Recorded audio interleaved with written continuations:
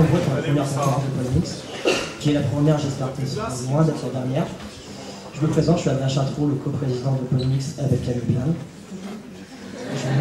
Je voulais tout d'abord remercier 6 personnes qui ne peuvent pas être présentes mais qui sont les 6 autres fondateurs de Polymix, c'est-à-dire Cyril Géry, Jonathan Grandet, François Deban, Marjorie Soriot, Hélène Baudet et Camille Plan.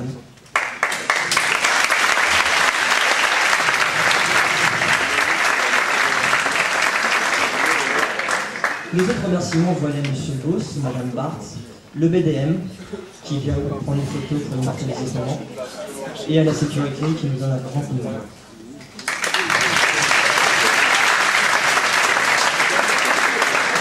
Et surtout merci à Daniel Cohn-Bendit.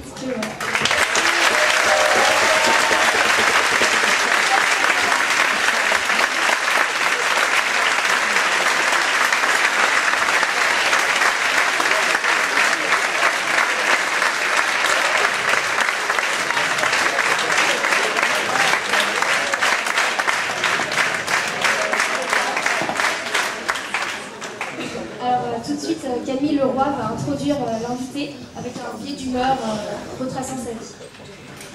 Alors, monsieur Cohn-Bendit, tout d'abord, bonjour. Et merci d'avoir accepté notre invitation à l'école de management de Strasbourg. Donc, en tant que député européen, depuis de longues années, je pense qu'on n'a pas trop besoin de vous présenter la ville. Mais en revanche, il nous semble nécessaire de vous présenter aux gens présents dans cet amphi.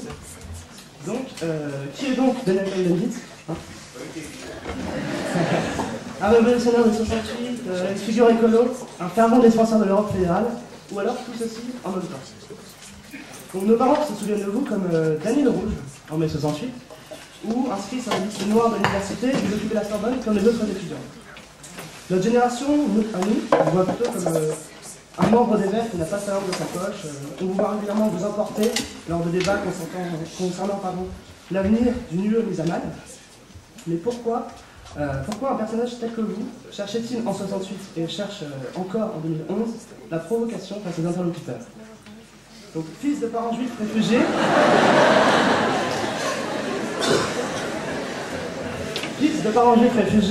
vous restez apatride jusqu'à l'âge de 14 ans, oscillant entre vos 2 pays favoris, la France où vous êtes né, et l'Allemagne dont vous avez la nationalité.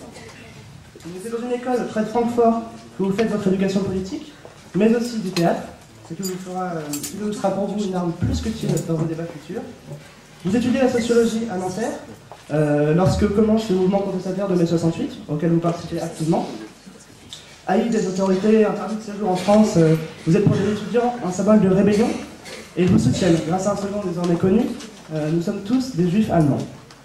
Donc vous soulevez la colère de certaines personnalités politiques qui vous considèrent comme un jeune irréfléchi, un révolutionnaire qui tient des propos scandaleux. Mais le temps passe, les idées s'estompent, et vous leur dites adieu dans un ouvrage, Nous l'avons tant aimé, la Révolution. Vous soutenez Coluche au présidentiel de 81, mais la ferveur contestataire que vous représentiez est déjà un peu loin. Vous cherchez des idées ailleurs, une mouvance différente. Et c'est en 1984 que vous adhérez au Parti écologiste allemand. Donc depuis 1994, vous êtes député au Parlement européen, d'abord comme représentant des Verts allemands, puis des Verts français.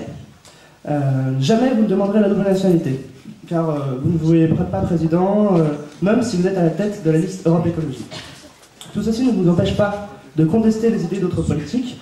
Des vidéos de vous font le buzz sur Internet. Comme lorsque vous aviez 20 ans, vous ne mâchez pas vos mots.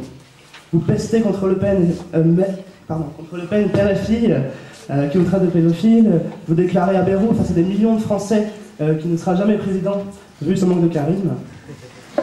Toujours vous provoquez, vous cherchez la réaction de votre interlocuteur en lançant des phrases qui restent marquantes. Mais pour en revenir au centre du débat, qui aura lieu aujourd'hui, quelle est votre position face à l'Europe dans tout cela? Au-delà de la France, au-delà de l'Allemagne, l'Europe semble être la seule entité dont vous êtes vraiment les citoyens et pour laquelle vous vous battez réellement. Donc on peut citer l'exemple lors de la polémique de la Constitution de l'Europe, vos remarques font mouche. Vous êtes pour un fédéralisme européen et pour un plus fort pouvoir du Parlement. Au sein même des Verts, votre opposition crée le débat. Même si la majorité du parti est pour un oui à la Constitution, certains, comme le Parti communiste, ne partagent en rien votre opinion. Ils la jugent trop entière. Alors, comment un homme aussi polémique que vous défend-il le fédéralisme européen en ces temps où de moins en moins de personnes se disent européens, mais d'abord français, allemands ou espagnols? Monsieur Cohn-Bendit, vous êtes souvent présent dans les débats, vous continuez de vous exprimer, d'intervenir, d'exposer vos arguments. Nous l'avons vu récemment suite à l'altercation avec monsieur Jean-Marie Le Pen à propos de l'attentat en Norvège, où vous avez déclaré « Il est intolérable que le Parlement européen abrite en son sein un parlementaire qui tient des propos aussi racistes et abjects. C'est inacceptable. » Nul doute, vous n'avez cesse de souligner les incohérences d'un système, d'un raisonnement. Mais le débat sur l'Europe a-t-il autant de succès? Aujourd'hui, quel avenir pour l'Europe?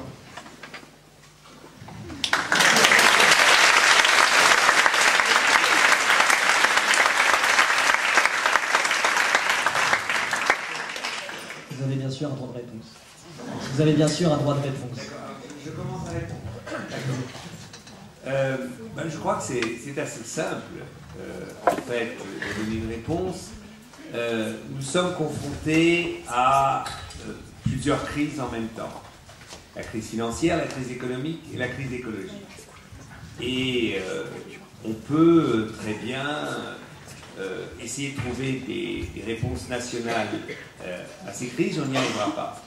C'est-à-dire que les défis qui nous sont lancés, on ne pourra les relever qu'avec une politique européenne. Prenez la crise financière ou la crise économique et la régulation de la mondialisation.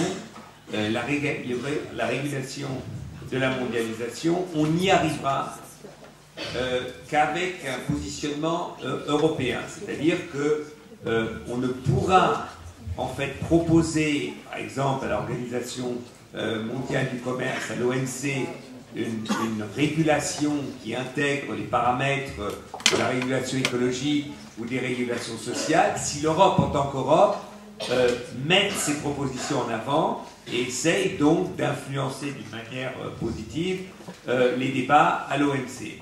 La même chose si vous prenez la dégradation climatique. Le réchauffement climatique, et c'est ça la difficulté, est en fait quelque chose qu'on ne voit pas. La crise financière, vous voyez des banques qui s'écroulent, vous voyez les bourses qui vont mal, la crise économique, vous voyez le nombre de chômeurs qui augmente, vous voyez les pauvres qui augmentent, vous voyez l'inégalité sociale qui augmente, tout cela est palpable. Le réchauffement climatique n'est pas palpable. Seulement, c'est une certitude, dans les 20 prochaines années, si nous ne changeons pas nos méthodes de production et si nous ne réduisons pas donc les gaz à effet de serre, eh bien, nous aurons une catastrophe climatique qui, au moment où on atteindra cette catastrophe, on ne pourra plus la maîtriser. Mais seulement si on veut bloquer le compteur à au plus un réchauffement de 2 degrés, on ne peut pas faire d'une manière nationale. La France peut avoir la meilleure politique environnementale qu'on puisse imaginer, ou la Suisse, ou Andorre, ou l'Allemagne, ça ne compte pas au niveau de la planète. Il n'y a que l'Europe qui ait une capacité, justement, une masse critique, capable d'influencer et donc de nous amener à la régulation climatique nécessaire pour échapper au réchauffement climatique. Donc, excusez-moi. Oui, je vous excuse. Vous n'avez pas besoin de vous excuser à chaque fois que vous m'envoyez la parole. Mais malgré, vous dites cela, mais est-ce que malgré l'échec de Copenhague, où on a bien vu que l'Europe n'avait pas le poids politique pour le faire, face à la Chine, face aux États-Unis, est-ce qu'on est quand même capable de le faire en donnant un exemple? D'abord, il faut faire attention, l'échec de Copenhague n'est pas seulement un échec européen.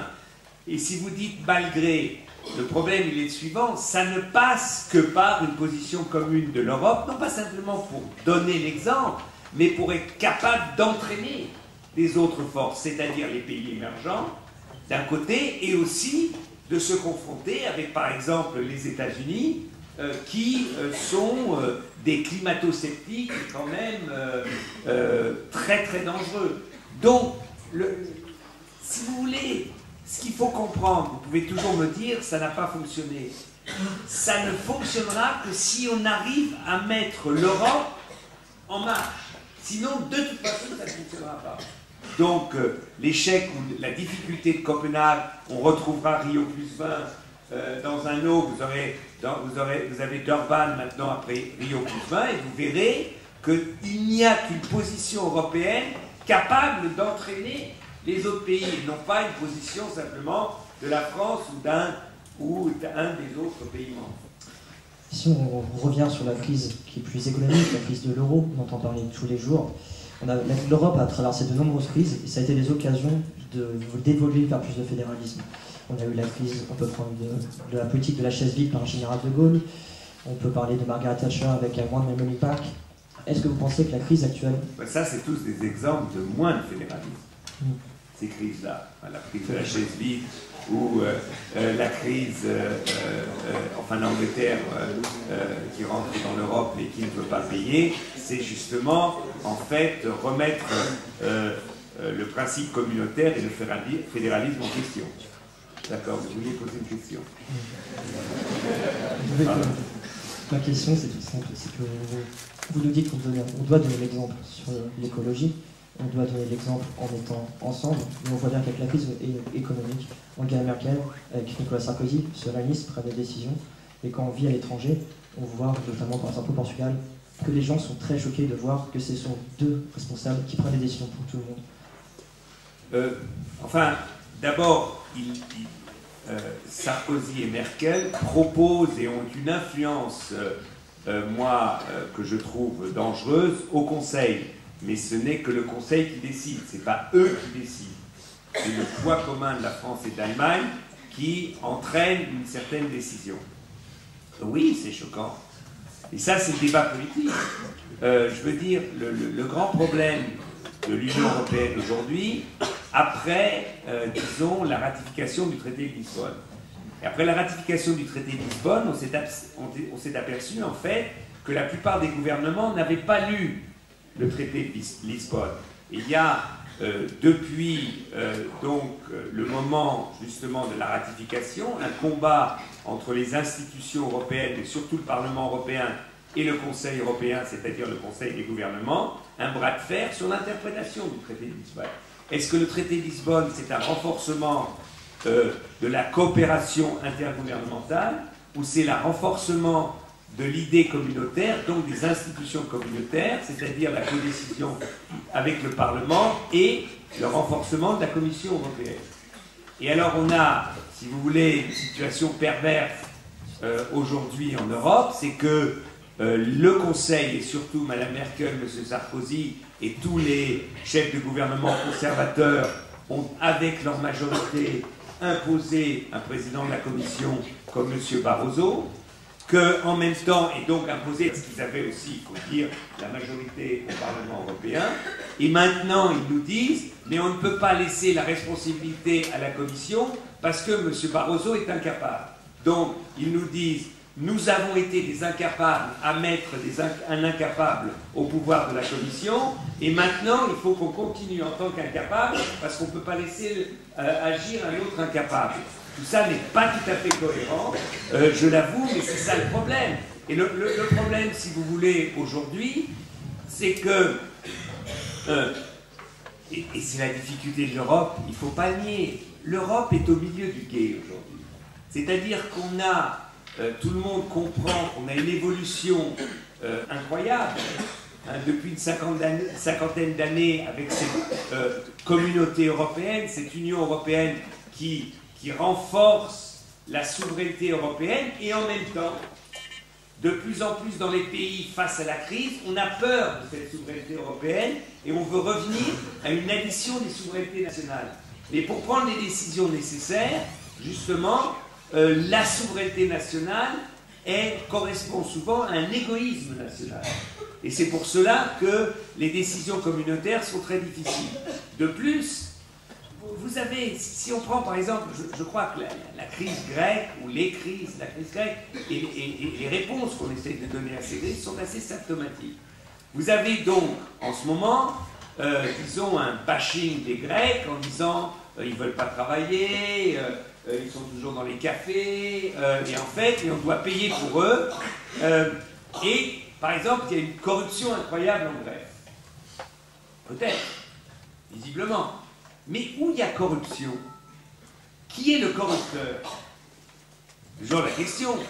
Eh bien, vous voyez, toutes les grandes entreprises franco-allemandes, pour avoir justement des contrats, par exemple d'armement, ou des contrats automobiles avec l'État grec, ce sont les entreprises de ces grands pays qui ont payé des pots de vin pour justement avoir ces contrats. Donc on dit c'est quand même ignoble que les Grecs soient des corrompus, mais c'est pas ignoble que nous, on ait justement essayé de les titiller et de les corrompre. Donc je veux dire, je trouve qu'on n'est pas franc dans cette histoire. Je me rappelle que quand il y a eu la première étape de la crise grecque, il y a eu une première tranche, on a dit, de soutien à la Grèce, et moi j'avais rencontré le Premier ministre à l'époque, non, qui est toujours Premier ministre, Papandréou, en Grèce. J'avais discuté avec lui, il m'a dit, tu comprends, c'est très difficile, on se connaît depuis longtemps, c'est très difficile, parce que la France et l'Allemagne nous disent, il faut qu'on mette en notre budget, donc il y aura une aide, à condition qu'on mette en notre budget, mais il n'est pas question de remettre en cause les contrats d'armement que nous, les Grecs, on a avec des entreprises françaises ou allemandes. Donc en fait, on leur dit, on leur donne de l'argent pour payer nos entreprises. Et on ne le dit pas franchement, on ne le dit pas ouvertement. Et je crois donc aujourd'hui qu'il faut une réforme en profondeur de l'économie grecque, mais ça met du temps. Ça ne se fait pas du jour au lendemain. Et qu'aujourd'hui, une politique simplement d'austérité, c'est-à-dire d'économie, où en fait on augmente le chômage, donne aucune chance à la Grèce de se relancer. Donc s'il n'y a pas un équilibre entre une politique économique qui donne une chance à l'économie grecque de se développer et une politique d'austérité, disons, ou financière, on n'y arrivera pas. Je donne un exemple très simple. La Grèce importe environ 90% de son énergie en pétrole. Je sais qu'il n'y a pas de soleil en Grèce et qu'il n'y a pas de vent. Donc le développement d'énergie renouvelable est complètement idiot en Grèce. Ça serait une folie aberrante. Donc si vous voulez réduire votre dépendance, par exemple, de pétrole, vous devez investir dans les énergies renouvelables. Si vous réduisez votre importation de pétrole, vous allégez la dette grecque. Pour alléger la dette grecque, il faut développer des alternatives. Si vous ne donnez pas la chance et vous n'aidez pas la Grèce à investir, vous ne pourrez pas alléger la dette grecque, etc., etc. Et voilà l'incohérence en ce moment des politiques de la majorité des gouvernements. D'accord. C'était clair? Oui, très bien. Mais donc, vous expliquez qu'il faut une politique économique pour la Grèce. Et est-ce que vous pensez... Par exemple. Oui, non. Aussi pour la France. Et est-ce que vous pensez justement que face à cette crise que traverse l'Europe fédérale est la plus à même de répondre à ces problèmes? Parce que une Europe fédérale, c'est un poids plus important donc, pour le Parlement. Mais est-ce que le Parlement européen sera à même de répondre à ces... Moi je ne suis pas quand même débile à ce point que je demande simplement un peu plus de pouvoir au Parlement pour le pouvoir du Parlement. Et comme je suis un des présidents du groupe de Parlement, c'est un peu plus de pouvoir pour moi-même. Ça serait un peu trop simple, cette histoire. Non. Je dis simplement qu'en ce moment, par exemple, reprenons le problème des dettes. Non pas de la dette grecque simplement, des dettes. Un des problèmes qui existent aujourd'hui, c'est que les marchés, les spéculateurs, spéculent contre les dettes des différents pays et la faiblesse financière des pays. C'est-à-dire qu'aujourd'hui, si vous êtes grec ou italien, là, vous payez entre 4, 6, 7, 8% d'intérêt si vous empruntez de l'argent. L'Allemagne emprunte à 2,5%. D'accord?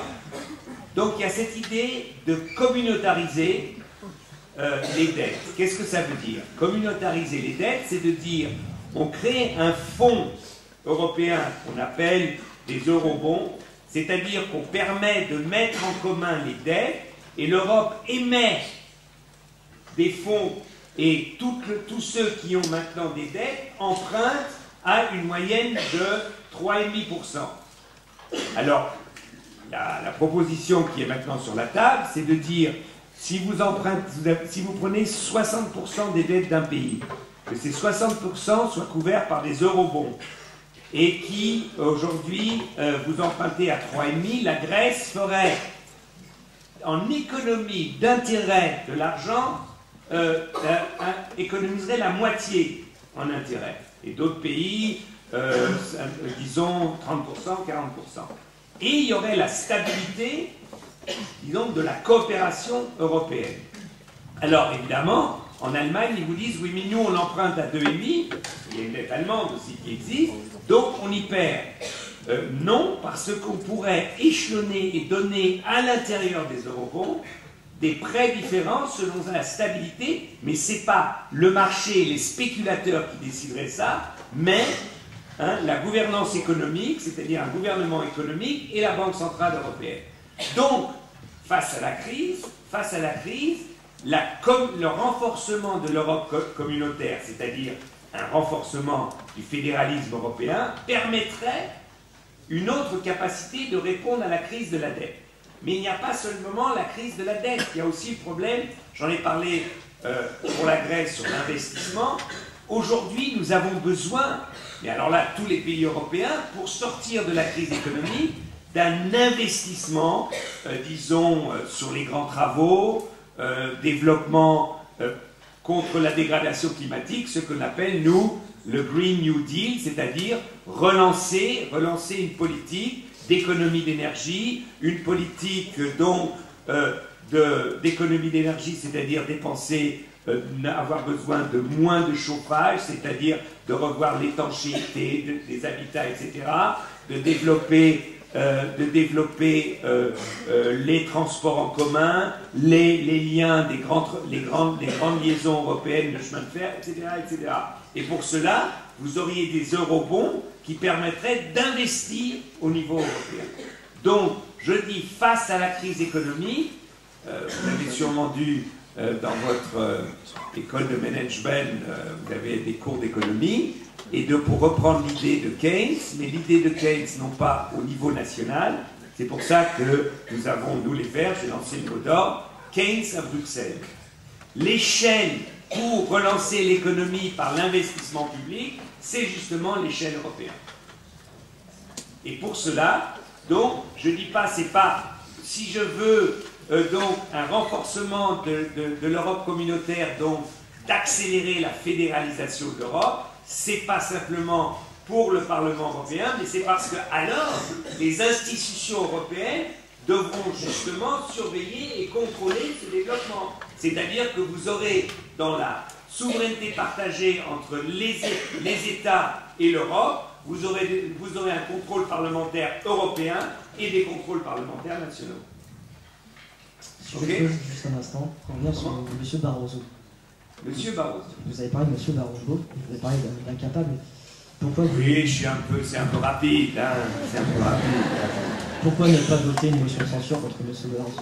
Alors d'abord, nous, disons les Verts européens, on est très cool là-dessus, parce que nous n'avons pas voté pour M. Barroso. Donc, si nous proposons une motion de censure, c'est sympa, ou pas sympa pour lui, mais on n'a aucune chance. Donc, il faut que ce soit les groupes politiques, c'est-à-dire les conservateurs européens, les socialistes européens et les libéraux européens, qui se posent cette question. Parce que c'est eux qui sont dans la contradiction. C'est à eux de prendre l'initiative. Il était évident que pour nous, une motion de censure sur la Commission et de trouver justement une commission amène de répondre aux problèmes. C'est-à-dire que quand on parle de la gouvernance économique, moi je dis la gouvernance économique, le gouvernement économique, ça devrait être théoriquement la Commission. Il est complètement aberrant de créer des institutions parallèles et de démultiplier les institutions. Mais une motion de censure, il faut une majorité presque des 2/3 de 60%, ne peut se faire que si les grands groupes politiques qui ont voté pour M. Barroso aillent un peu au confessionnel le dimanche et reviennent avec une autre idée pour déposer une motion de censure. Justement, si vous lancez une motion de censure, on entend certaines personnes de droite, notamment des députés européens de droite, dire qu'ils en ont marre de M. Barroso. Est-ce que vous ne pensez pas que certains socialistes européens, certaines personnes de droite européenne, vont vous suivre? Oui, mais ça, c'est un peu jouer à cache-cache. Hein. Ils veulent se cacher derrière nous. C'est-à-dire, publiquement, ils ne veulent rien dire. Et ils disent, ah bah, vous les Verts, oui, je sais, c'est plus facile pour vous, allez-y. Mais il y en a certains, mais ça ne fait pas une majorité suffisante. Non, il faut qu'il y ait un débat ouvert dans les groupes politiques. Et si, dans ce débat ouvert, eh ben, il y a un vrai sentiment d'insatisfaction avec M. Barroso, eh bien qu'ils prennent avec nous leurs responsabilités. Mais c'est un peu le coup de messieurs les Anglais qui sont les premiers, messieurs les Verts tirent les premiers, et on va se cacher derrière vous. Ça ne va pas fonctionner comme ça. Une autre question. Oui. Qu'est-ce que personnification des solutions? Par exemple, est-ce qu'on entend encore? Donc, je vais essayer de parler plus fort. Une des solutions, par exemple, en Allemagne ou en France ou par exemple aux États-Unis, on a dit que par exemple avec l'élection de Barack Obama, il allait sauver le monde. Il y a les élections qui arrivent en début en France. Et est-ce qu'on est encore à la recherche d'un Mitterrand à gauche, de quelqu'un de personnalité? Est-ce que c'est pas un danger pour la politique mondiale? Oui et non. Oui et non, et je voudrais... Il y a beaucoup d'entre nous qui sont déçus de Barack Obama. Par exemple, tout le monde a été déçu de son discours à l'ONU où il a justement provoqué, disons, quand même déçu en disant que si les Palestiniens allaient au Conseil de sécurité, ils opposeraient leur veto. Ça marche pas. Ça marche. Opposerait donc, et on voit aux États-Unis, mais ça c'est le système, la politique d'Obama peut paraître ou est décevante. Maintenant, vous auriez pu dire, Sarkozy a déçu. Je ne sais pas s'il peut y avoir des gens de droite ici. Et je ne sais pas, quand il a promis à tous les Français travailler plus pour gagner plus, il y en a pas mal qui ont été cocus. Et au bout de 5 ans, ils se demandent toujours, on travaille moins et on gagne beaucoup moins. Donc il y a quelque chose qui ne marche pas dans ce système. Hein. Donc on me dit, est-ce que la personnalisation n'est pas un problème? Oui, et en même temps. Aujourd'hui, les problèmes de gouvernance, il y a d'énormes contradictions. Et, si vous voulez, les populations, les peuples, veulent une chose et son contraire. Moi, je dirais que la majorité des Français veulent des réformes très profondes, à condition que ce ne les touche pas eux-mêmes. Ce qui est difficile. Hein. Et donc, je crois qu'il n'y a que des personnalités en qui on peut avoir confiance, donc qui attirent la confiance, qui, par leur manière d'amener, d'expliquer la politique, ils donnent confiance, ils seront capables, justement, de mener une barque ou d'équilibrer et d'expliquer les contradictions d'un gouvernement. Et c'est pour cela que, alors moi, je n'ai jamais été un fan de Mitterrand non plus, parce que, je veux dire, cet autoritarisme papa est quand même dépassé, c'est pas ça. Mais je crois qu'il faut que des responsables politiques, quels qu'ils soient, aient la capacité, justement, d'attirer sur eux, en tant que personne, une sympathie ou qu'il y ait une empathie et qu'il démontre une empathie pour les majorités ou pour les citoyens pour que ça puisse fonctionner. Donc je ne vois pas de la politique aujourd'hui qui ne se fasse pas autour d'un programme politique et autour d'une personnalité politique ou de personnalités politiques. Je vous donne un exemple. Aujourd'hui, vous avez un grand nombre, par exemple, je vous donne un exemple très simple, le débat sur les retraites, qui a quand même chauffé pas mal le landerneau, qui a chauffé le landerneau de la France ces dernières années. Je trouve que gauche et droite, confondus, ont une manière de traiter la chose qui me paraît insuffisante. Parce que quand on nous dit la retraite à 60 ans, alors que tout le monde sait qu'on vit, il y a un allongement de la vie qui fait qu'on va vivre jusqu'à 80, 90 ans. À l'époque où on a introduit la retraite après la Deuxième Guerre mondiale, il était calculé que les gens vivent entre 6 et 8 ans après avoir pris leur retraite. Aujourd'hui, c'est entre 20 et 30. Donc, même avec une mauvaise école de management, on voit qu'il y a un problème. Hein, que visiblement, ça ne peut pas la solution n'est pas simple. Et moi, je trouve que dans ces cas-là, les responsables politiques devraient proposer des solutions en expliquant le pari qu'on fait et les risques qu'il y a dans ces problèmes. C'est-à-dire les risques, c'est-à-dire que c'est pas vrai qu'il y a une vérité mathématique contre une autre vérité mathématique. Il y a plusieurs solutions. Par exemple, moi, je dis ouvertement de prolonger dans la vie, de réorganiser le travail tout au long d'une vie et de rallonger le temps de travail dans la vie me paraît pas aberrant si, à partir d'un certain âge, on diminue les heures de travail. Vous êtes enseignant ou enseignant. Si vous avez à partir de 60 ans, je ne sais pas, vous devez faire de moins en moins d'heures. Mais vous avez une capacité où vous pouvez aider des jeunes enseignants. Et dans tous les métiers, la plupart des métiers, c'est comme cela. Alors d'un autre côté, il y a là des métiers extrêmement pénibles où on ne peut pas travailler plus longtemps. Donc tout ça, on doit en tenir compte. C'est de ça qu'il faut discuter. Et parce que, franchement, regardez la plupart des enseignants. Ils prennent leur retraite à 60 ans. D'accord. 62, 63. Qu'est-ce qu'ils font? Alors, comme ils sont enseignants, ils vont 1 an visiter les îles grecques. Comme ils sont de gauche, ils font 1 an les îles turques pour équilibrer un peu le tout. Et après, vous avez 62 ans. Alors, vous disiez, d'accord, ils sont utiles socialement parce qu'ils sont grands-parents et ils s'occupent des petits-enfants, etc. Mais je crois que dans la vie aujourd'hui, il y a des tas de citoyens qui ont travaillé, qui ont 62, 63, 65, 67. Moi, j'en ai 66.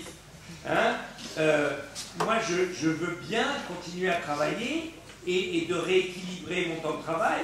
Et puis, il y a quelque chose dans notre société qui est complètement aberrant. Quand vous êtes, pour beaucoup, alors il y a un tiers des citoyens qui sont pauvres, qui ont une petite retraite, pour qui la retraite est quelque chose de dramatique. C'est vrai. Et il y a 2 tiers où ça s'équilibre. Et pour ces 2 tiers, en fait, ils ont tous les bénéfices quand ils partent à la retraite. Les chemins de fer moins chers, ils ont des tas d'arrangements, alors que ce sont des jeunes qui créent des familles qui ont besoin de ces arrangements et non pas les vieux croulants qui de toute façon ont assez d'argent pour se payer la Turquie ou la Grèce ou je ne sais quoi. Donc il y a là une contradiction entre aider les jeunes à s'insérer dans la vie économique et le bénéfice des retraités qui, d'après moi, c'est quelque chose où le pacte entre les générations ne fonctionne pas. Et ben, j'aimerais que ça soit un vrai débat ouvert comme ça sur le problème des retraites et on verrait que peut-être il y aurait des réponses dans la société, des réponses qu'on n'a pas aujourd'hui. Est-ce qu'on en est capable en France? On voit beaucoup, et vous connaissez sûrement beaucoup mieux que nous, la différence entre la politique française et la politique allemande. En Allemagne, on a l'impression que les gens arrivent à s'entendre, arrivent à parler entre différents partis, beaucoup mieux qu'en France. Vous n'avez pas l'air d'être d'accord? Écoutez, aujourd'hui, vous prenez le gouvernement allemand et vous prenez le gouvernement français. C'est vrai que l'économie allemande fonctionne mieux. Le chômage est la moitié presque de la France. Enfin, il y a une économie vivante. Ce qui est intéressant, c'est que Mme Merkel est aussi bas dans les sondages que Nicolas Sarkozy. Pourquoi? Parce que le sentiment que de toute façon le système est inégal, à niveau différent, ce sentiment d'injustice et d'inégalité est le même dans les deux pays. Et c'est ça le problème de notre système économique ou du néolibéralisme, c'est que c'est un système inégal, injuste, où en fait le fossé entre les plus riches et les plus pauvres et les classes moyennes qui sont écartelées au milieu s'agrandit de jour en jour. Et c'est à cela que ni le système français, ni le système allemand a su donner une réponse. C'est qui en France pour donner une réponse? En France, vous avez des propositions de la gauche, vous avez des propositions des écologistes, vous avez des propositions et on verra. Vous savez, on ne gagne jamais les élections d'une manière positive. C'est les autres qui perdent. En ce moment, les Français ne peuvent plus voir en peinture Nicolas Sarkozy. J'ai la vague impression que même quand il dit « il fait beau aujourd'hui à Strasbourg », ce qui est vrai, les gens trouveront un moyen de dire « oui, mais », ou c'est pas à toi de le dire, ou si tu le dis, on s'en fout, mais vraiment, je crois que la manière de Sarkozy de faire de la politique a déçu les Français. Alors vous allez dire, il y a encore 7 mois, 8 mois avant l'élection, et tout n'est pas joué. Mais je ne crois pas qu'aujourd'hui, la droite française puisse se sortir de l'ornière. Alors la question, est-ce que la gauche va faire mieux? La question est raisonnable. Et doit être raisonnée, mais c'est à eux après de le démontrer. Non, mais ça serait mentir de ma part si je vous disais, je suis sûr et certain, il y a des propositions contradictoires. Vous voyez, par exemple, je vous donne un exemple très simple. En Allemagne, depuis 30 ans, il y a un mouvement très fort anti-nucléaire. D'accord? Les Verts ont été longtemps, disons, à la pointe de ce mouvement pour sortir du nucléaire. En France, il y a eu si vous voulez, un pacte gaulo-communiste sur le nucléaire. La création du nucléaire, c'est un pacte entre De Gaulle et les communistes. Aux communistes, le syndicat EDF, et au gouvernement de développer le nucléaire, ils en ont profité tous les deux. Et vous avez toute la gauche française qui a été toujours plus ou moins plus pro-nucléaire comme la droite française. Bon, je ne vais pas vous refaire tout l'historique du nucléaire, mais après Fukushima, vous aviez en Allemagne un gouvernement allemand qui s'était retrouvé dans la situation où il venait de décider de prolonger le temps de vie du nucléaire. Fukushima a atterré la majorité des citoyens. Ils ont dit trop c'est trop, on n'en veut plus. Et c'est pour ça que Merkel a été obligée de reculer et a pris l'offensive de décider de reprendre la sortie du nucléaire qu'avaient initié les socialistes et les Verts allemands. D'accord? En France, pour l'instant, même à l'intérieur du PS, vous avez une incapacité totale à vraiment discuter de ce problème d'une manière économique, d'une manière, non seulement les risques. Vous savez, aujourd'hui en France, on vous dit, d'accord, mais qu'est-ce que vous proposez? L'EPR. L'EPR, il y en a 2 qui sont en construction. Un dans un an. Le contrat, il y a quelques années, l'EPR était à 2,5 milliards, on en est à 7.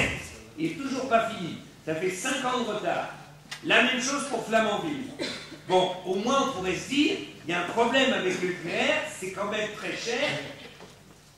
Un mois avant Fukushima, il y a un président de la République qui s'appelle Nicolas Sarkozy qui a dit le nucléaire est trop cher parce qu'on augmente de plus en plus la sécurité.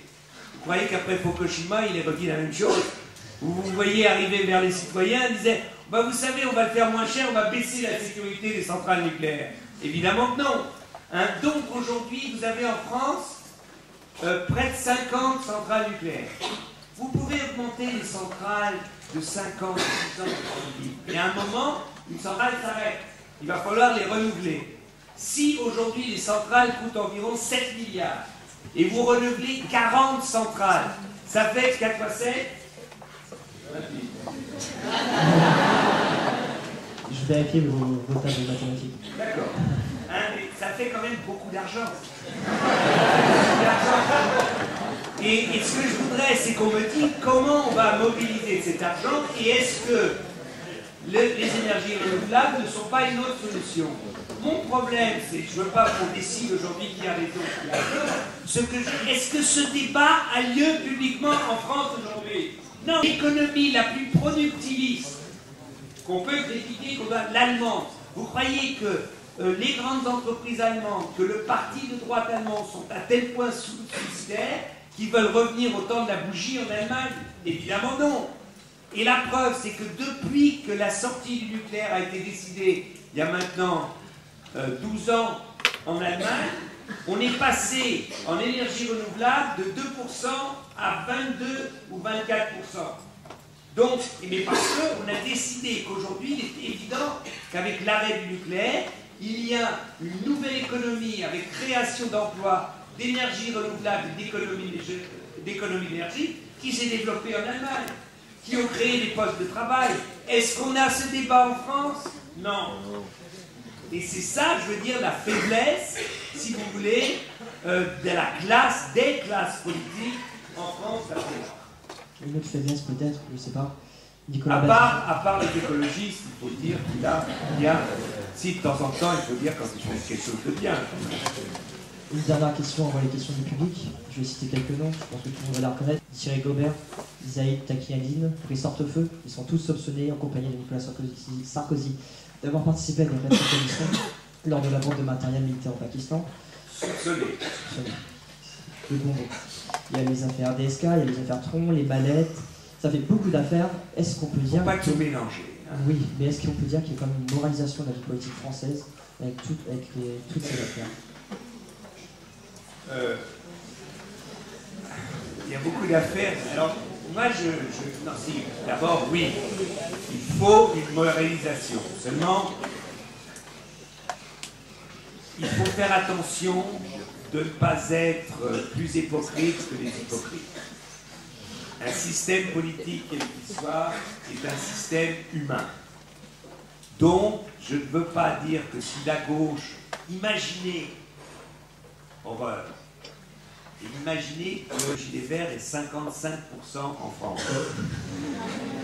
Comme ça. Hein? Évidemment que dans ce système, il y aurait des affaires. Hein, il ne faut pas dire que c'est des curés tout blancs qui gardent encore plus blanc tout le monde. Non. Ce qui est intéressant, si on veut, c'est qu'aujourd'hui, l'on découvre un monde des affaires, un monde de la politique complètement entremêlé. Et qu'il y avait pendant 20-30 ans, et ça c'était la gauche et la droite, France-Afrique. France-Afrique, c'est pas une découverte de la droite, hein, c'est aussi la gauche. Donc vous avez en France, mais ce qui est grave, c'est que pendant longtemps, des tas de gens disent si tout le monde en bénéficie, pourquoi pas? Je veux dire qu'aujourd'hui, il y a une demande de moralisation parce que le système se bloque. Parce que le système ne fonctionne plus.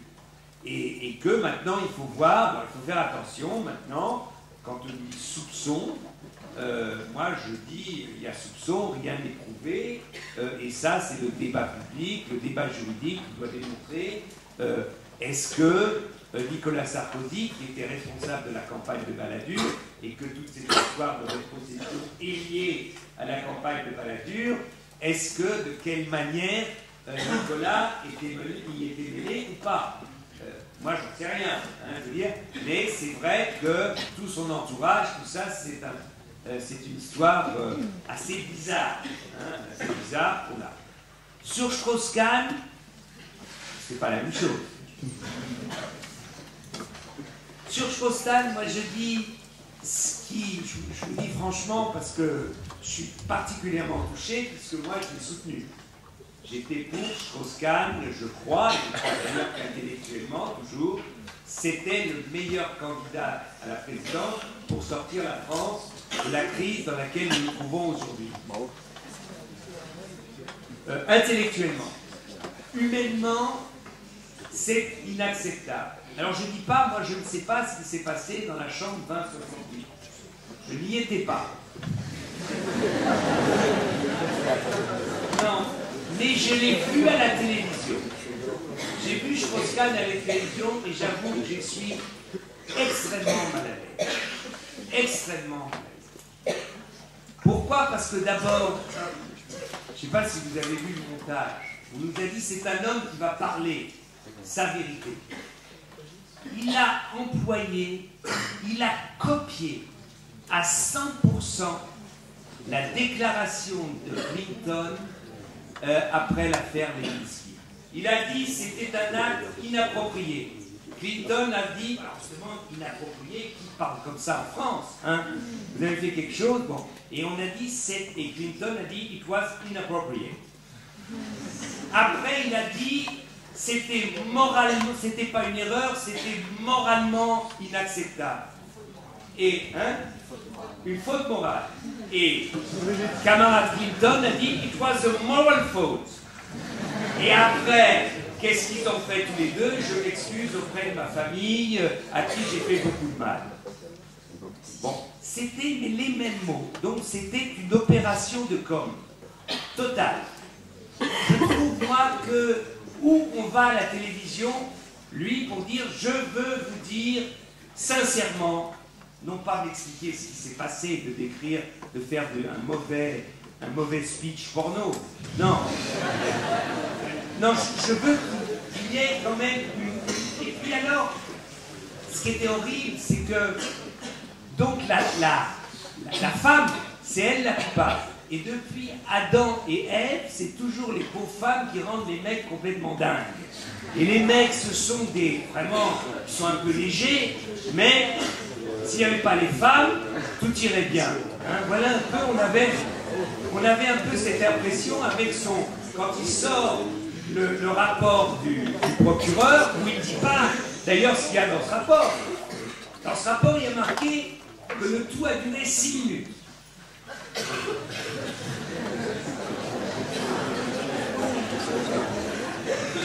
On lui dit, Madame Chazal, qui est quand même une des meilleures copines de la femme de Strauss-Kahn, je trouve ça, comme pour éthique journalistique, quand même un peu problématique, non?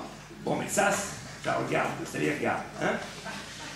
Madame Chazal lui dit, est-ce que c'était un rapport sexuel tarifé? Non. Ok. Il n'y avait pas de viol et de violence? Non. Ça a duré 6 minutes. Donc Dominique Strauss-Kahn, c'est George Clooney. Une femme le voit, elle ne peut plus, en 5 minutes, ça va tout de suite. Je suis mal à l'aise. Encore une fois.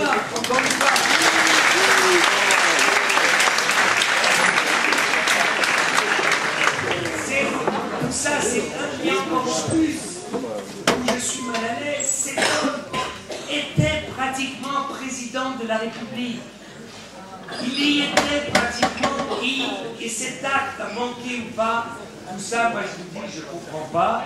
Et donc, c'est pour ça que je trouve que derrière l'histoire de Strauss-Kahn, il y a quelque chose de profond dans notre société. C'est le rapport d'hommes et de femmes à la sexualité. Il faudrait quand même arriver, il faudrait qu'à un moment, on arrive à en parler d'une manière différente. Merci beaucoup, M. Cohn-Bendit.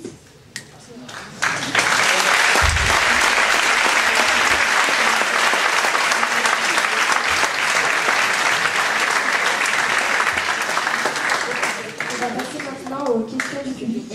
Donc, à vous de prendre la parole et de vous exprimer librement. Si quelqu'un a une question, qui lève la main, on vous apporte tout.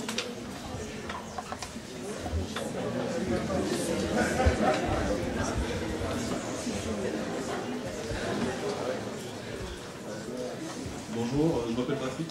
Alors, j'aimerais savoir, il y a certaines figures politiques françaises qui préconisent la sortie de l'euro, même la disparition de l'euro. Il y en a d'autres qui préconisent plutôt de scinder l'Europe en certains pays qui auront un euro fort et un euro faible.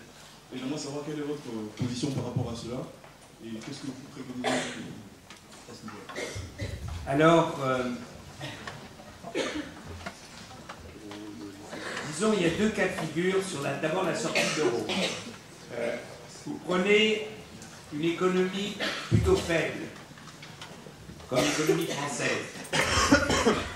Si vous sortez de l'euro, la France a des dettes.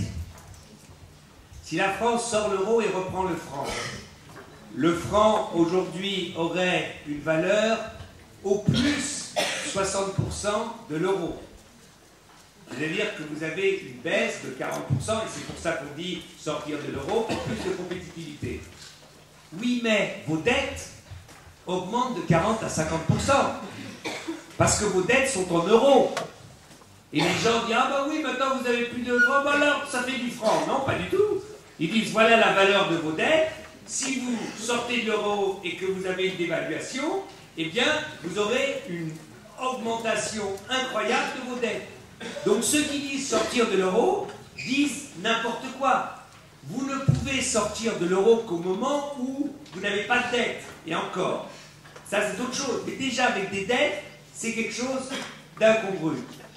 Deuxièmement, si l'Allemagne, qui est une économie qui a quand même des dettes, sort de l'euro, elle risque, elle, d'avoir un marque à parité. Seulement sortir de l'euro, c'est casser le marché interne. Donc elle se verra confrontée à des taxes d'importation de tous les autres pays. Donc, encore une fois, elle, en fait, perdra de la compétitivité qu'elle a grâce au marché européen, et donc c'est une opération négative pour elle. Je crois que cette idée de sortir de l'euro, ou que... Alors, l'euro a deux vitesses. Ça ne veut absolument rien dire. Vous avez une monnaie. Imaginez qu'on dit l'euro, alors on dit l'euro italien, grec, ne vaut aujourd'hui que 30%, 40% de l'euro français-allemand, pour faire simple. Ouvrez vos poches, regardez les euros, et vous voyez que vous avez des euros qui se sont mélangés de tous les pays. Comment vous évaluez ce que vous avez dans la poche?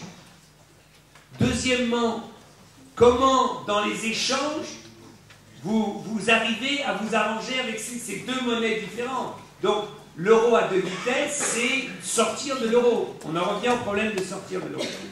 Moi, je crois que... prenez les États-Unis.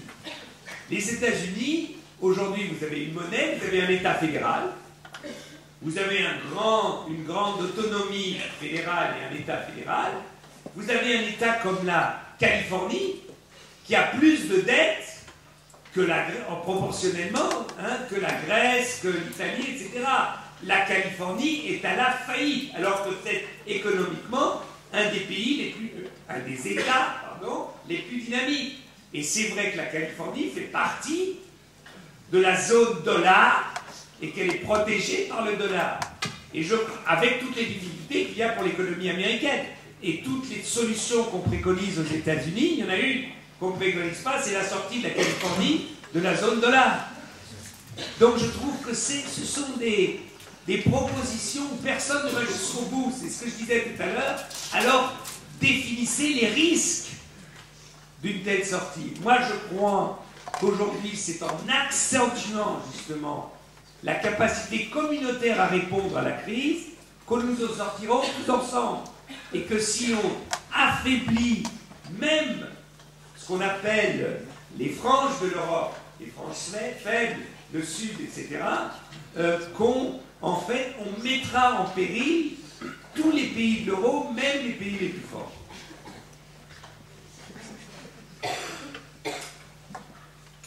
Bonjour, Michael. J'aimerais savoir ce que vous pensez, enfin, on connaît votre position là-dessus, mais est-ce que vous pensez possible la dépénalisation du cannabis en France?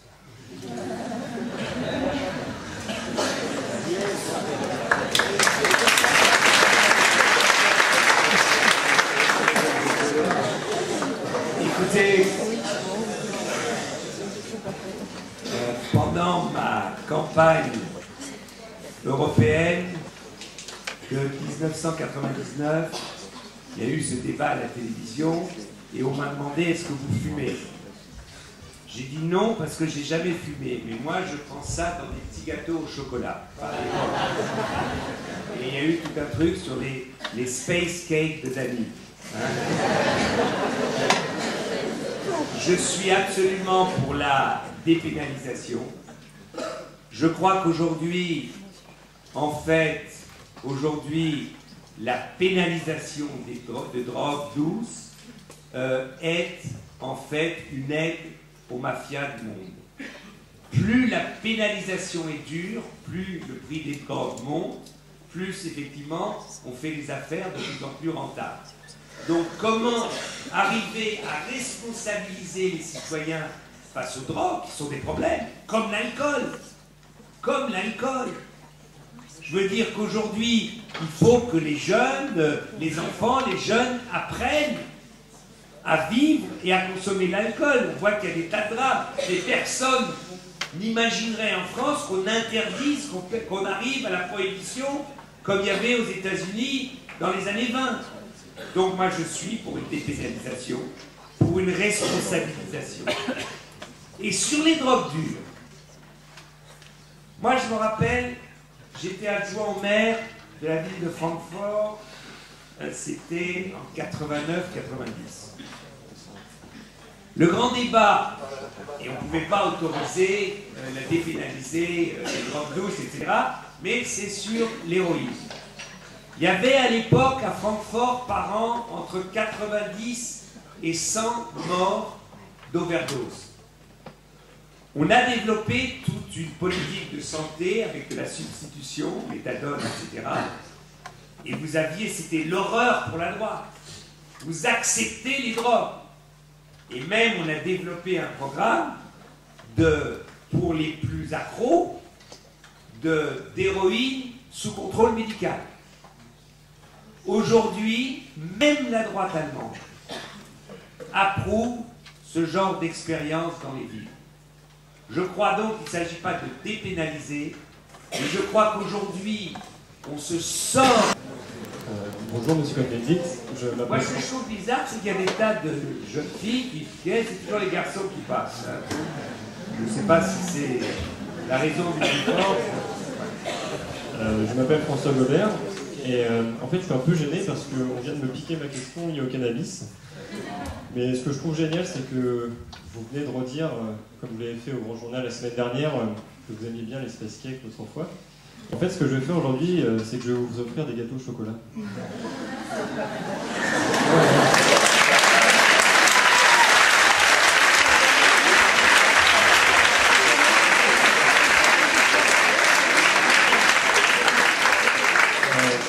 C'est pas très écolo parce qu'il n'y a pas d'herbe à l'intérieur.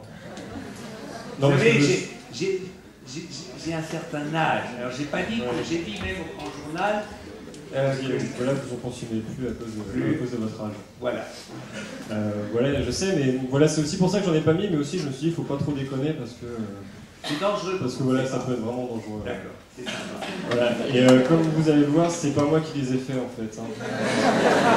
Non, mais je me suis dit aussi, c'était le meilleur moyen pour vous prouver qu'il n'y a vraiment pas de cannabis à l'intérieur. Il n'y a vraiment pas d'herbe, donc voilà, je vous offre ces petits gâteaux. Et c'est aussi.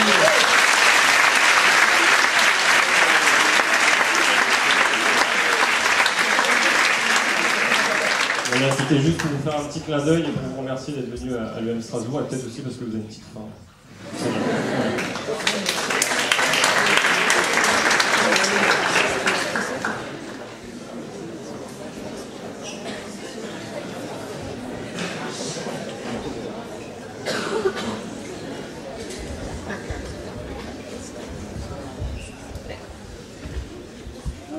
Moi, il y a quelque chose qui me chagrine dans le fait qu'on puisse souhaiter une Europe avec un fédéralisme. J'ai peur qu'on en vienne à un déficit démocratique encore plus impressionnant qu'on le connaît dans un État national, où à mon avis la souveraineté du peuple ne veut pas dire grand-chose. Donc comment est-ce qu'on pourrait associer les citoyens au processus démocratique parce que rien que maintenant, je sais pas, tout le monde connaisse très bien les instances européennes, ou le processus de décision. Et d'ailleurs, on entend souvent des critiques sur la transparence des décisions, justement. Donc voilà, c'est ma question. Je crois que vous avez été honnête en disant que vous avez le même problème au niveau national. Hein, c'est pas... Alors, en ce qui est disons, du déficit démocratique, ou disons, de comment développer les institutions démocratiques européennes. Moi, par exemple, une des propositions, enfin, il y a plusieurs propositions. Une, je suis pour l'élection au suffrage universel du président de l'Europe. Et les commissions, le président se trouve par barre, il y a le président de la commission, le président de l'Union, il faut un président de l'Europe, qui soit le président de la commission, élu au suffrage universel. C'est-à-dire que ça les obligerait, les politiques, femmes, hommes, à avoir une campagne européenne. Ça crée un espace public européen. Vous devez non pas remporter l'adhésion si vous êtes, si vous venez, je ne sais pas, du Luxembourg, d'avoir la majorité au Luxembourg, ça ne va pas vous aider grandement. Il faut que vous ayez une majorité des citoyens européens. Parallèlement à ça, je suis pour les élections européennes qu'il y ait en fait deux types d'élections de députés. Disons, pour commencer, pour ne pas faire peur à tout le monde, il y a 730 ou 754 députés européens aujourd'hui. Vous dites 700 députés élus pays par pays comme maintenant, et une cinquantaine de députés élus sur des listes transnationales. C'est-à-dire que vous avez des listes, hein, vous avez des députés, des candidats de différents pays sur une liste, selon les familles politiques, et vous avez deux voix. Ça vous permet, si vous voulez, d'avoir, vous oblige une campagne européenne. Et là, vous avez donc, c'est une alternative à ma première proposition, où vous faites l'élection du président, de la présidente au suffrage universel, où vous dites que les têtes de liste de ces listes transnationales sont les candidats pour la présidence de l'Union. Les deux sont possibles, ces deux systèmes politiques. Donc c'est la deuxième chose qui est très importante. Et donc je crois que la démocratie, c'est créer un espace public européen. Troisièmement, je crois qu'aujourd'hui, si vous voulez, avec ce qu'on a, toutes les possibilités d'Internet, etc., vous pouvez beaucoup plus facilement rendre plus transparent le phénomène, les décisions et les débats qui ont lieu au niveau européen. Et là, je suis pour aussi, par exemple, que le Conseil européen, donc Michel, eh bien, délibère publiquement. Vous savez, en Allemagne, qui est l'Allemagne fédérale, comme on dit, vous avez le Bundestag et le Bundesrat. Le Bundesrat, ce sont les chefs de gouvernement des Länder. Et bien, les réunions du Bundesrat, c'est que la deuxième chambre, sont publiques. Hein? Les gouvernements débattent, disent, approuvent, etc. Je ne vois pas pourquoi les débats... Parce que ce qui me dérange et qui est un déficit de culture démocratique en Europe, c'est que dans la Chambre noire, les responsables gouvernementaux décident de quelque chose, ils reviennent chez eux et disent « Ah, c'est pas moi, c'est l'Europe ». On ne sait pas qui c'est l'Europe, puisque tous les gouvernements disent « C'est pas moi, c'est l'Europe ». Hein? Et je veux dire, qui c'est l'Europe? C'est le mannequin de pisse à Bruxelles qui décide, ou je ne sais pas quoi. C'est-à-dire que les femmes et les hommes politiques se déresponsabilisent de leurs propres décisions. Et ça, c'est un déficit de culture démocratique. Voilà trois possibilités pour moi de démocratiser, donc de redonner aux citoyens la capacité de comprendre et de suivre les décisions européennes ou de s'investir dans le personnel politique qui doit, disons, régler ou légiférer en Europe.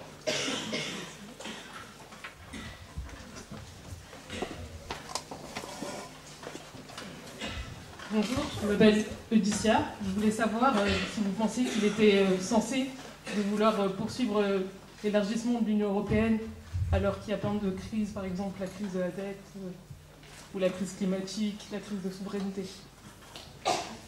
Alors, Votre question, en fait, touche deux choses. Touche d'abord, est-ce qu'on a été trop rapide avec l'élargissement de l'Europe?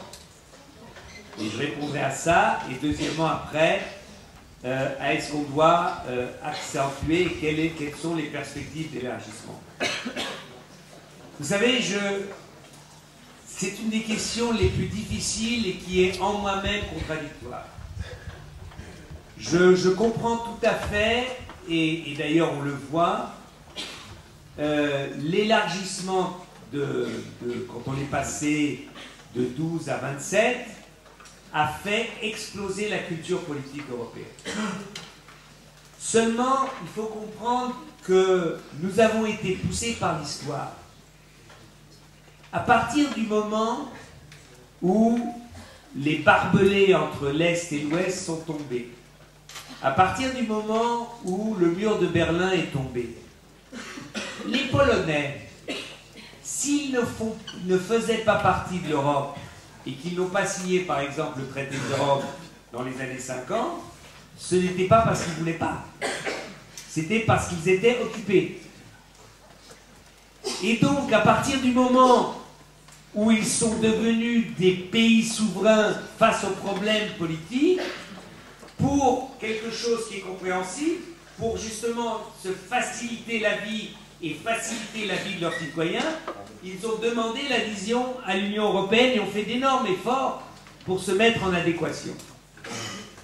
Et je trouve que c'était difficile de dire à ces citoyens qui ont quand même, si on veut, par leur lutte, les Polonais, Solidarność, les Tchèques, etc., par leur lutte contre le totalitarisme communiste, de leur dire maintenant ça va bien, mais restez chez vous.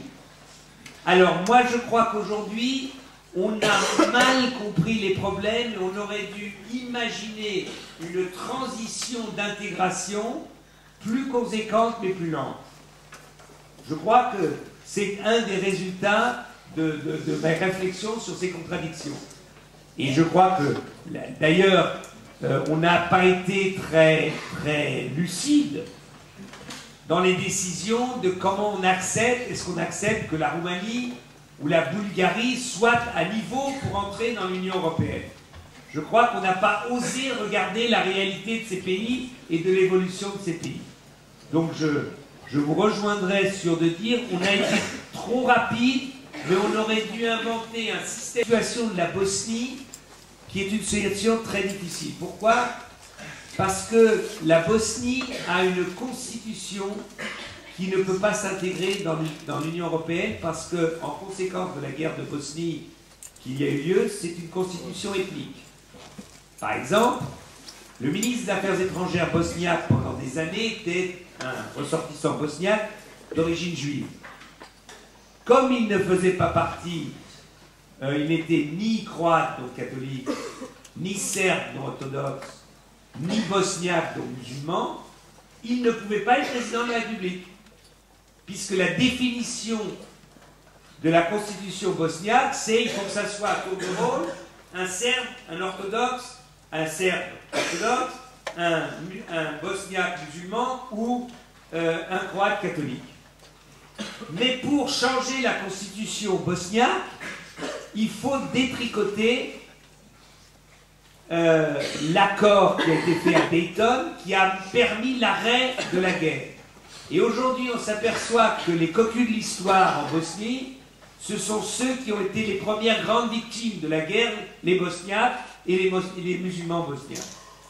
Et donc, moi, je suis, alors que la grande majorité veut intégrer la Croatie, disons le Parti populaire européen, et même les sociodémocrates, la Croatie, parce que ce sont des catholiques, ça ne pose pas de problème, qu'avec la Serbie, parce qu'on sait que pour la stabilité de la région, l'intégration de la Serbie serait un plus, ce qui est vrai, et aujourd'hui, on laisse de côté, parce qu'on ne sait pas comment gérer la Bosnie. Et je crois que donc là, en fait, notre incapacité à comprendre le rythme nécessaire d'intégration des Balkans fait qu'on est dans une situation extrêmement contradictoire. Et donc, en fait, que ces adhésions vont durer encore un certain temps, sauf pour la Croatie. Alors, il y a un dernier débat si vous voulez la voir, on peut la voir, c'est sur la Turquie. Parce que s'il y a un véritable problème de discussion d'adhésion, c'est la Turquie. Alors là, c'est à vous de savoir si vous voulez qu'on discute maintenant de la Turquie, parce que ça, c'est un vaste programme. Mais moi, je suis prêt.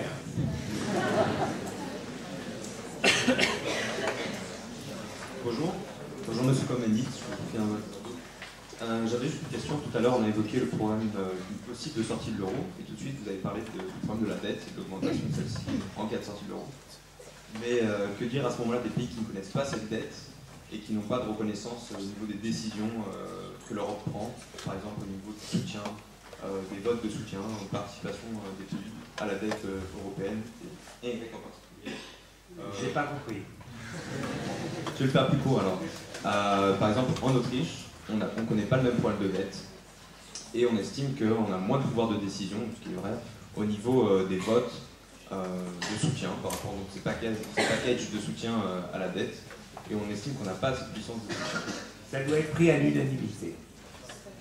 Mais alors, c'est à l'unanimité. Tous les fonds de protection aujourd'hui sont pris, les décisions sont prises à l'unanimité. Si le gouvernement autrichien dit non, il n'y a pas d'unanimité. Ils ont le même poids que tous les pays. Je m'excuse, c'est comme ça. Alors merci beaucoup pour votre précision. Pas de quoi.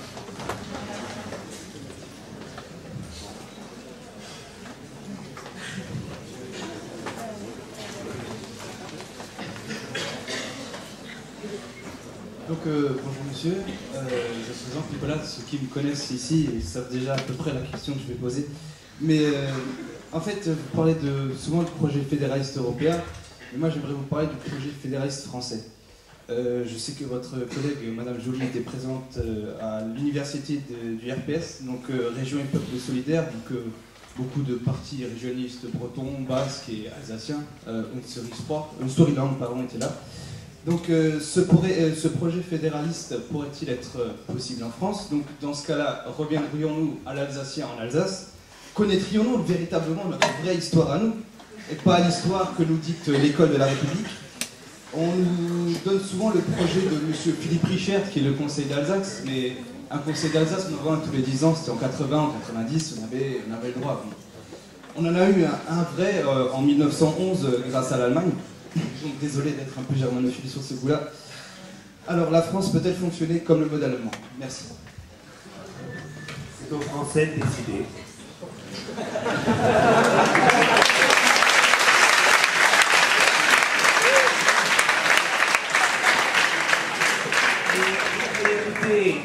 C'est pas une boutade, hein. Les Français ont la capacité de pouvoir changer ou réformer leur constitution. Moi, je sais que chez les Verts, on a une fibre particulière pour le régionalisme. Moi, personnellement, je ne suis ni très républicain, ni très régionaliste. Par exemple, je vous donne un exemple de régionalisme qui me fait peur. La Ligue lombarde, qui, fut un temps, vous les avez exclus après, je ne dis pas, faisait partie aussi de cette association des régionalistes européens. La Ligue lombarde, c'est une force régionaliste égoïste, d'exclusion. Vous avez en Corse un sentiment régional qui peut être très raciste. Il y a un fort racisme corse, alors je ne dis pas les organisations, mais dans le peuple, contre par exemple les Maghrébins ou les Noirs.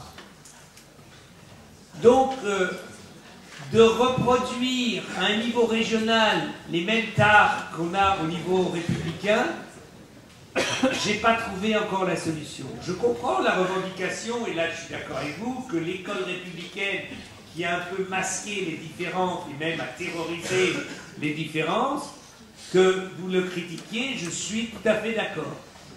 Mais est-ce que la solution, c'est la somme des particularismes régionaux? J'ai des doutes. J'ai vraiment des doutes. Donc moi je suis tout à fait d'accord qu'en Alsace on puisse parler l'alsacien, l'allemand, le français en Alsace, etc.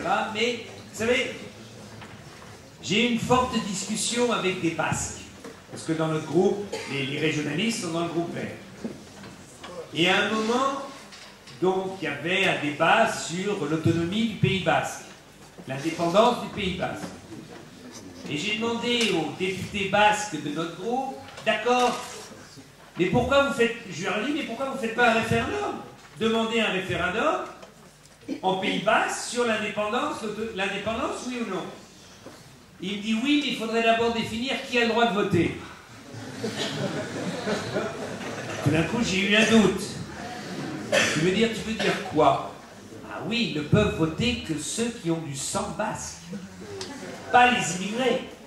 Ceux qui sont venus il y a je ne sais pas combien d'années au Pays Basque. Alors j'ai dit, là je joue plus, pouce. C'est fini pour moi.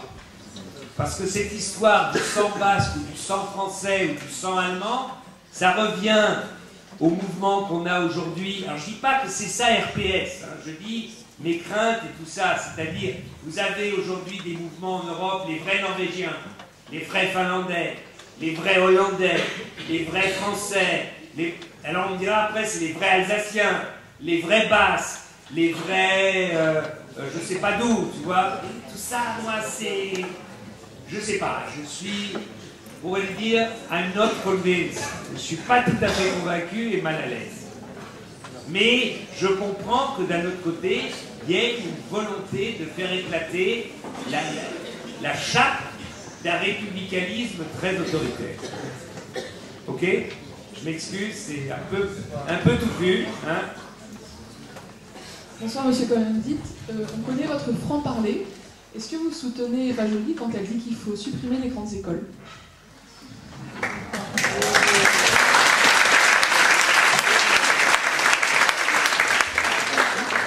Non, je ne crois pas que ce soit le problème prioritaire de l'éducation en France. Je crois qu'il faut... Vous savez, ce qu'a déclaré Eva, c'est prendre vraiment le problème de l'éducation et de l'élitisme qui existe en France, hein, par le mauvais bout. C'est vrai que le système républicain, comme il disait, d'éducation en France, est un système très sélectif et en fait très inégal.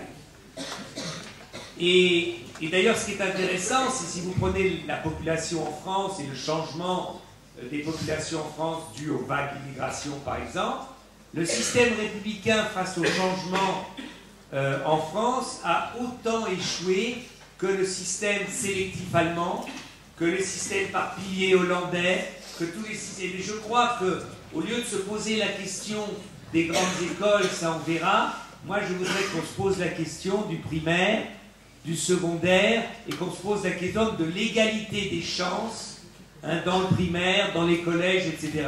Et une fois qu'on aura réussi, et là si vous prenez les analyses de PISA qui font un peu sur les performances des systèmes scolaires, vous vous apercevrez qu'à la fin, le problème des grandes écoles, de la concurrence des grandes écoles, c'est pour moi à la fin un épiphénomène.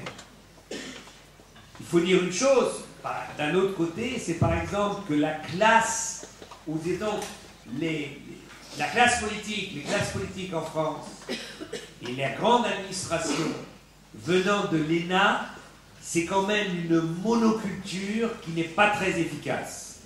Hein, par exemple, je crois que tout ce qui est le développement, et là on a vu, j'en ai parlé du nucléaire, qui est lié à l'école des mines, etc., c'est un peu une monoculture pas très efficace. Donc le problème pour moi, c'est pas les grandes écoles, c'est la monoculture, une certaine culture en fait qui est une chape de plomb, même dans les couches dirigeantes de la France, qui n'est pas seulement la classe politique, mais les grandes administrations, etc. Et de ça qu'il faudrait parler. Donc je ne suis pas tout à fait d'accord avec Eva. Mais il faut tout pour faire un monde. Hein. Il faut tout. Bonsoir, M. Cohn-Bendit.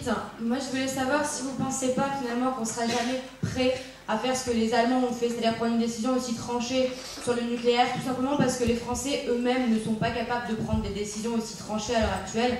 Et si finalement ce qu'on reproche aux personnages politiques qui seront ceux de la campagne électorale, c'est pas ce qu'on pourrait reprocher aux Français, c'est-à-dire d'être simplement une image de leur peuple, d'être un peu comme ils voudraient qu'ils soient, ni réellement des people, ni réellement des preneurs de décision.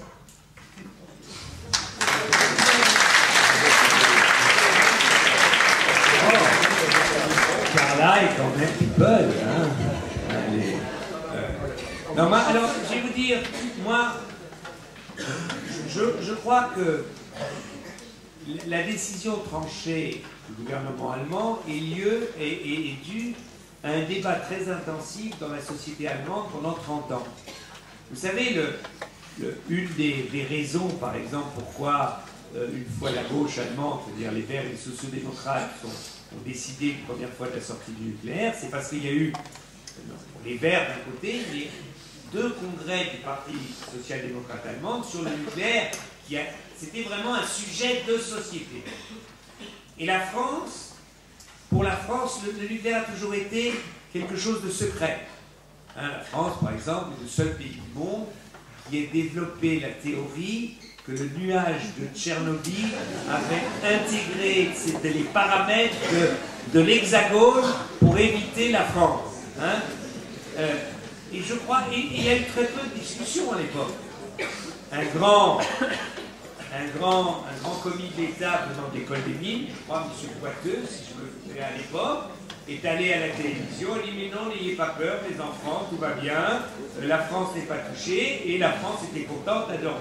Alors, comment on peut remédier à cela? Moi, je crois que ce que je voudrais, dans le débat des négociations à gauche, c'est-à-dire entre les écologistes et le Parti socialiste, c'est qu'on dise, voilà, aujourd'hui, le nucléaire n'a jamais été débattu en France. Donc, d'un côté qu'on décide de développer, de doubler, de tripler les énergies renouvelables, et de dire on lance un grand débat en France sur le nucléaire. Et après, on fait décider les citoyens. C'est-à-dire que ceux qui sont pour la sortie du nucléaire devront développer des scénarios plausibles et crédibles de sortie du nucléaire, et donc aussi des programmes de comment économiquement ils veulent justement financer ces sorties, et ceux qui sont pour le nucléaire devront développer des scénarios plausibles et crédibles de renouveau du nucléaire en France et comment le financer. Alors M. Cameron a décidé, le gouvernement Tory en Angleterre, de reprendre la filière nucléaire sous une condition. Ils ont dit, nous, on reprend la filière nucléaire, mais pas d'investissement d'État. Il s'est retourné, il a dit, messieurs les privés, tirez les premiers. Il est toujours retourné et personne ne veut investir. Car aujourd'hui, sur l'investissement public, personne ne prend le risque d'investir dans le nucléaire. Donc, si pendant 2 ou 3 ans, vous avez ce débat dans la société française, et qu'après ça se termine par un vote, Inch'Allah, on verra. On verra. Mais je ne suis pas sûr que si parallèlement la sortie du nucléaire en Allemagne démontre sa viabilité, qu'une majorité de Français voudra rester dans le nucléaire. Il faut prendre le risque d'un vote démocratique par référendum sur le nucléaire, mais pas en 15 jours, avec un véritable débat de société, avec de véritables alternatives, avec l'accès véritable aux pro-nucléaires et aux anti-nucléaires équitables dans les médias, et après on verra. Et après on verra. Il ne faut jamais avoir peur du vote. Je vous dis ça parce qu'on a pris une branlée quand même incroyable sur le traité constitutionnel. Hein, donc, c'est pas, je dis pas ça, je suis pour des référendums, tout en sachant que de toute façon on va les gagner. Hein. C'est pas ça. Mais je crois que c'est la seule possibilité de responsabiliser les Français. Je crois qu'en politique, il faut responsabiliser le vote des citoyens. C'est la même chose pour l'Europe. Moi, je suis pour, comme on a vu sur le traité constitutionnel, sur d'autres décisions européennes, qu'il y ait des votes quand il y a des changements de traité par référendum. mais je voudrais que ça soit des votes avec conséquences. C'est-à-dire qu'on dit, si vous ne voulez pas, messieurs les Anglais, par exemple en Angleterre, continuer à renforcer l'Europe communautaire, si vous votez non, eh bien vous sortez de l'Europe. Chaque pays a le droit de sortir de l'Union européenne. Mais de faire des votes sans conséquence, ça ne responsabilise pas les citoyens, quels qu'ils soient. Et je crois que c'est à ça qu'on devrait arriver. Voilà. Bonjour, monsieur Cohn-Bendit. C'est par ici, oui. J'ai juste deux petites questions à vous poser. La première, ça serait que pensez-vous du bilan écologique de Nicolas Sarkozy? Et la deuxième, c'est qu'est-ce que justement Europe Écologie a proposé à ce niveau-là, de concret? Merci. Alors, moi, je crois que la surprise générale avait été qu'après son élection, Nicolas Sarkozy ait fait le Grenelle de l'environnement. Nicolas Sarkozy a fait le Grenelle de l'environnement, ce que n'avait pas fait la gauche. Et dans ce débat sur l'idée d'un autre développement pour la France, il avait aussi assuré que serait associé dans les grands débats économiques, etc., à niveau égal que les syndicats, les représentants des travailleurs, les grandes associations environnementales. Il y a eu des tas de décisions prises. Et donc, par exemple, la taxe carbone et tout ça. Et en fait, à chaque fois qu'il y avait un problème, il a reculé. Donc, au début, son bilan était positif, il avait vraiment mis en scène l'intégration de la réflexion et de la politique écologique dans l'espace politique. Et en même temps, il a reculé à chaque fois qu'il y avait une difficulté. Et donc, il est revenu à la case zéro. Je crois que Europe Écologie doit d'abord reprendre cette idée du Grenelle de l'environnement. Doit reprendre, parce que quand on propose la transformation écologique, la transformation du mode de production, de changer de taxation, d'arriver vers une taxation écologique, c'est quelque chose qu'on arrivera à faire que si on a une mobilisation et une information des citoyens. Donc la chose concrète, c'est de proposer cette transformation écologique, la transformation de certaines industries, mais de les proposer et de les mettre en place justement avec des initiatives et des organisations de la société civile. Et je crois que je peux te donner des tas de propositions concrètes. C'est pas ça l'important. L'important pour Europe Écologie, dans le cadre d'une victoire de la gauche, et donc d'intégrer Europe Écologie dans le prochain gouvernement, c'est de développer l'idée d'une démocratie écologique. Si on arrive à ça, eh bien on prendra des décisions. Parce que, vous savez, moi je dis toujours, un parti traditionnel, quand il va aux élections, il dit votez pour nous, on a la solution, on a les solutions. Socialiste. Et donc tout ira mieux pour vous. Moi je dis, si vous votez pour les écologistes, tout sera beaucoup plus compliqué pour vous. Parce que s'il n'y a pas un changement dans notre perception, elle l'a dit sur le nucléaire, si on n'est pas prêt à assumer les transformations vers les énergies renouvelables, à assumer aussi dans le développement des transports en commun, de réduire, je ne dis pas, de réduire notre consommation de voitures, etc., si on n'est pas prêt d'avancer comme cela, on n'y arrivera pas. Donc l'idée de la démocratie écologique me permet au centre du débat pour faire justement qu'une politique écologique soit acceptée par la majorité des citoyens. Dernière question.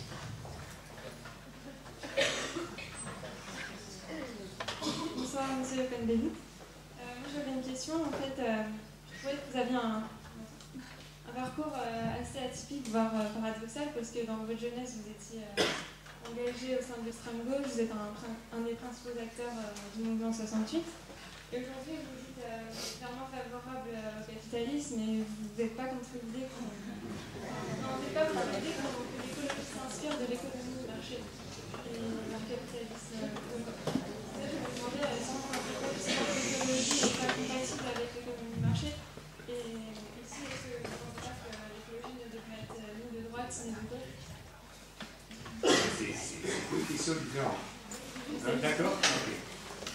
Alors, bon, je ne vais pas revenir, grand-père raconte.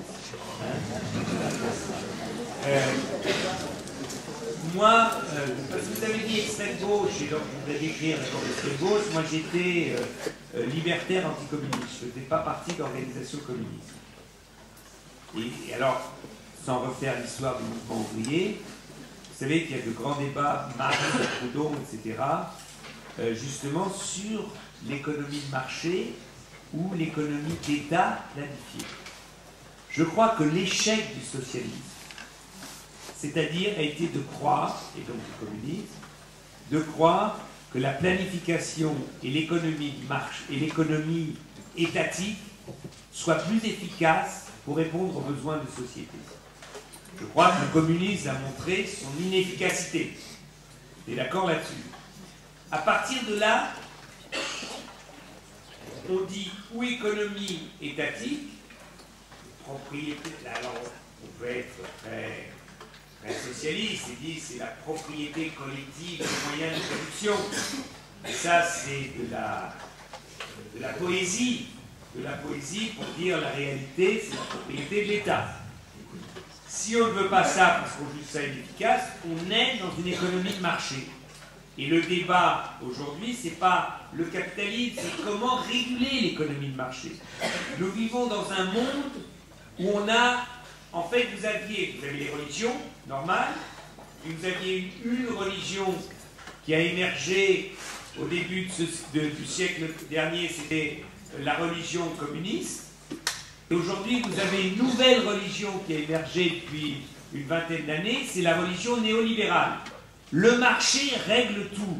Le marché est intelligent. Le marché a en soi toutes les intelligences pour régler tous les problèmes. Jusqu'au subprime.